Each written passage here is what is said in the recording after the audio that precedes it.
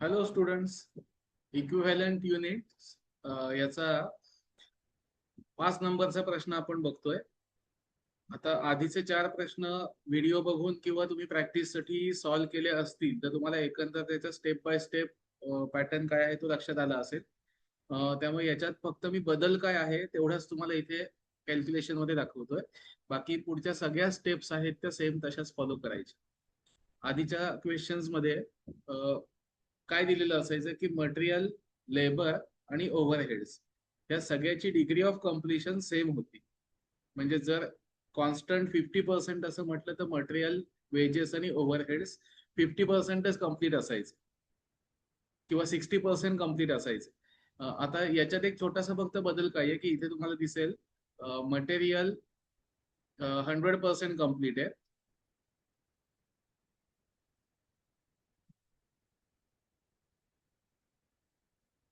Wedges आणि overheads 40% complete आहे. मग ज्या वेळेला याचं पर्सेंटेज वेगवेगळं असतं त्यावेळेला थोडंसं आपल्याला स्टेटमेंट 1 मध्ये आणि पुढच्या 1-2 स्टेटमेंट मध्ये थोडा चेंज करायचा असतो. तेवढाच फक्त मी या प्रश्नामध्ये चेंज काय आहे तेवढं दाखवतो. बाकीचा सगळा डेटा जो आहे म्हणजे ओपनिंग इन्व्हेंटरीची value, material cost, labour, overheads हे सगळे खर्च ऍज इट इज दिले. Units introduced, output transfer, loss, closing stock सगळी इन्फॉर्मेशन जशी आहे तशी आहे. फक्त बदल एवढाच आहे की जो आउटपुट गेल्या महिन्याचा आउटपुट होता, ओपनिंग स्टॉक जो होता तो पार्शियली कम्प्लीट आहे मटेरियल आणि ओव्हरहेड्स आणि वेजेसच्या बाबतीत. तर तेच फक्त आपल्याला इथे टेबलमध्ये घेताना जो छोटासा बदल त्या कॉलम मध्ये करायचा आहे तो आपण इथे बघू. तर ओपनिंग सगळ्यात आधी महत्वाचं इनपुट आणि आउटपुट जे घेतो हे टॅली करून बघायचंय. ओपनिंग इन्व्हेंटरी 3,000 कम्प्लीट होती, इंट्रोड्युस्ड युनिट्स होती 12,000, म्हणजे टोटल आपले 15,000 झाले. हे दोन्ही 15,000 यायला हवेत टॅली करण्यासाठी. तर त्याच्यामध्ये दिलेले कन्फर्म जे आकडे आहेत ते लिहून घ्यायचे. क्लोजिंग स्टॉक आपल्याला इथे 1200 सांगितलंय तर क्लोजिंग स्टॉक आपण इथे 1200 घेतला. नॉर्मल लॉस 600 सांगितलाय तो 600 इथे घेतला. आणि फिफो मेथड आहे इथे सुद्धा, हे माझं आधी लिहायचं राहून गेलं.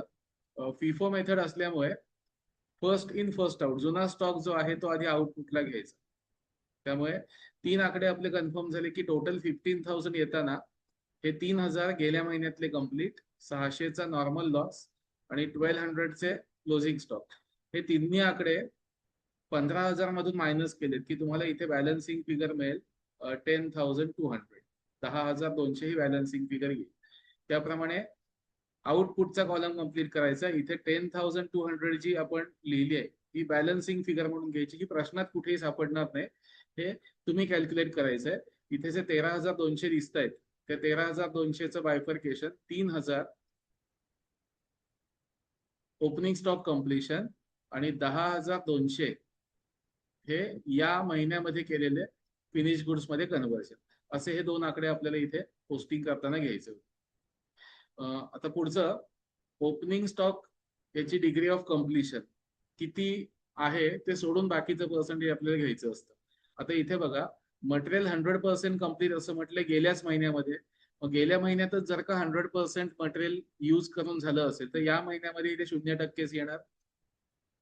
त्यामुळे डिग्री ऑफ कम्प्लिशन मटेरियलसाठी या महिन्यामध्ये 0 रुपये खर्च आपला होणार आहे. वेजेस आणि ओव्हरहेड्स प्रत्येकी 40% असे सांगितले. त्यामुळे बॅलन्स अमाऊंट जे येतं ते 60% आपण इथे घेतलं. दोन्हीकडे 60-60% घेतले. तर मटेरियल 100% गेल्या महिन्यातच पूर्ण असल्यामुळे आपण इथे फक्त 0% घेतले. आणि लेबर ओव्हरहेड्स गेल्या महिन्यात 40% कम्प्लीट असल्यामुळे इथे दोन्हीकडे 60% घेतले. बाकीचे कोणताही बदल न करता क्लोजिंग स्टॉक 40% कम्प्लीट, म्हणजे इथे तिन्ही ठिकाणी 40-40% आलाय. युनिट्स इंट्रोड्युस्ड आणि कम्प्लिटेड 100% होती, त्यामुळे तिन्ही ठिकाणी 100-100% कम्प्लीट घेतले. ते झालं की या स्टेटमेंटची फायनल टोटल येईल आपली 10,600, 12,480 आणि 12,480 अशी आपली इक्विव्हॅलंट युनिट्स कम्प्लीट झाले आहेत मटेरियल, लेबर आणि ओव्हरहेड्सची. जो फक्त चेंज होता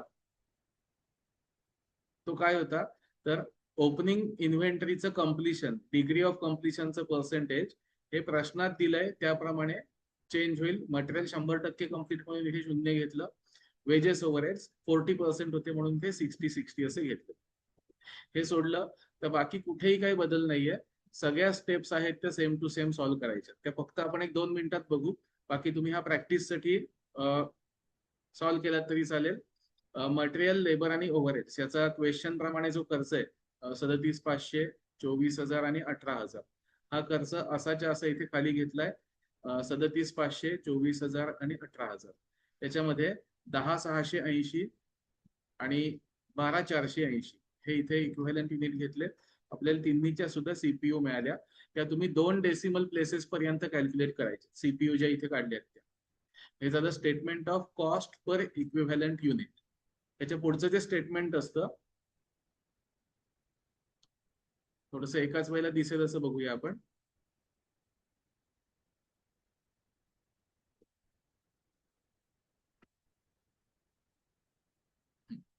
ओके, आता विजिबल आहे. तर स्टेटमेंट ऑफ इव्हॅल्युएशन त्याच्यामध्ये या महिन्यात केलेली जी 3 कामं आहेत, 3 कामांपैकी पहिलं आपण ओपनिंग इन्व्हेंटरी कम्प्लिशन केलंय. हे पहिलं काम. सेकंड, काही वस्तू आपण मटेरियल मधून फिनिश गुड्स मध्ये याच महिन्यात कन्वर्ट केल्या. आणि तिसरं काम, क्लोजिंग इन्व्हेंटरी शक्य आहे तेवढ्या लेवल पर्यंत प्रोसेस केली. तर ह्या तिन्हीसाठी इक्विव्हॅलंट युनिटचा जो कॉलम असतो तो आपण पहिल्या स्टेटमेंट मधला जो इक्विव्हॅलंट युनिटचा ओपनिंग इन्व्हेंटरीचा कॉलम आहे तो घेतो. इथे 1800, इथे 1800 आणि मटेरियलसाठी 0% होतो.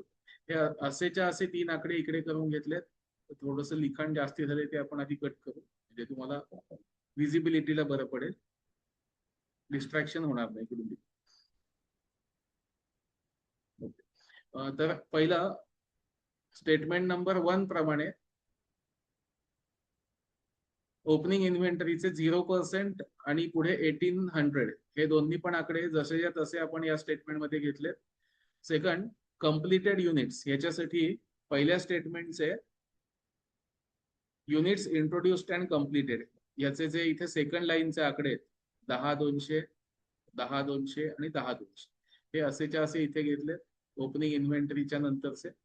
आणि क्लोजिंग इन्व्हेंटरी आता सगळ्या ठिकाणी 480 हाच आकडा होता. 3ही ठिकाणी 480. तर हा 3ही ठिकाणी घेतलाय. तर इथे पहिल्या स्टेटमेंटमध्ये चेंज जे पर्सेंटेज वाईज घेतलं तो आकडा सोडला तर बाकी स्टेप मध्ये कुठेही काय बदल करायचा नाहीये. आता जे सेकंड स्टेटमेंटच्या बेसिसवर आपण थर्डचे आकडे घेतले तिथे सीपीयू यूज केले आपण सेकंड स्टेटमेंटच्या सगळ्या सीपीयू आणि त्याचं फायनल आउटरला आलं 6058, 70,142 आणि 3301. हे मी आता डायरेक्ट सांगतोय. कसे आलेत ते तुम्हाला आधीचे क्वेश्चन सॉल्व्ह केलेत की मग इथे आपण जे सीपीयू यूज केले त्याप्रमाणे हे सगळं वर्किंग समजेल. हॉरिझॉन्टल कॅल्क्युलेशन मल्टिप्लिकेशनने करायचं. ते झालं की सेकंड लास्ट आपलं स्टेटमेंट असतं.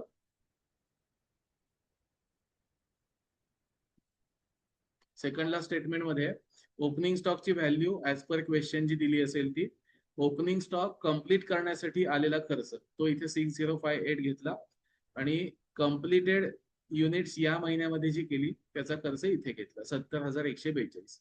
आणि या तिन्ही व्हॅल्यू लिहून आपण ज्या वस्तू नेक्स्ट प्रोसेस मध्ये ट्रान्सफर केल्यात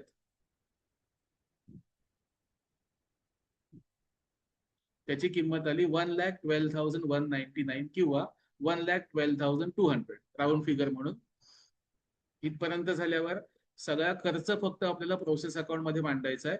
ओपनिंग स्टॉक खर्च मांडायचा म्हणजे काय तर तुम्ही क्वांटिटी कॉलम दोन्हीकडचा हा इनपुट आणि आउटपुट प्रमाणे मांडायचा आहे. स्टेटमेंट नंबर 1चं इनपुट आणि आउटपुट इथे 3 आणि 12 असे आले, टोटल 15. आणि इथे नॉर्मल लॉस सोडला तर बाकीच्या दोन्ही व्हॅल्यूज या पहिल्या आउटपुटच्या कॉलम प्रमाणे घ्यायच्या. याचे खर्च जसे मटेरियल, वेजेस, ओव्हरहेड्स झालेत ते घ्यायचे. आणि तेवढे क्वांटिटी सगळी लिहून झाली की प्रोसेस 2 ला ट्रान्सफर 1,12,199 हा आकडा तुम्हाला इथे आपण कॅल्क्युलेट केलाय. या महिन्यामध्ये फिनिश गुड्स कन्व्हर्जन साठी झालेला खर्च किती तो इथे घेतला ट्रान्सफर टू नेक्स्ट प्रोसेस. आणि क्लोजिंग स्टॉक हा थोडासा आपला इनकम्प्लीट असल्यामुळे त्याच्यावर केलेला जो खर्च होता 3,301 हा इथे आपण as it is closing stock म्हणून घेतलाय. 3,301 हा इथे आला आणि सेकंडला स्टेटमेंटची व्हॅल्यू जी होती ती या बाजूला आली. हे लिहिलं की आपलं प्रोसेस अकाउंट टॅली होईल. केलेला खर्च जो होता त्याचा आउटपुट आपल्याला इथे मिळाला. काही आउटपुट आपण ट्रान्सफर केलाय आणि काही आउटपुट हा सध्या इनकम्प्लीट आहे, तो पुढच्या महिन्यामध्ये आपण तो कम्प्लीट करणार असं प्रोसेस अकाउंटला दिसतं. तर फक्त डिग्री ऑफ कम्प्लिशनचं पर्सेंटेज बदललं किंवा वेगवेगळं पर्सेंटेज आलं तर पहिल्या टेबलमध्ये जो चेंज होतो तेवढाच फक्त आपण या क्वेश्चन मध्ये घेतला.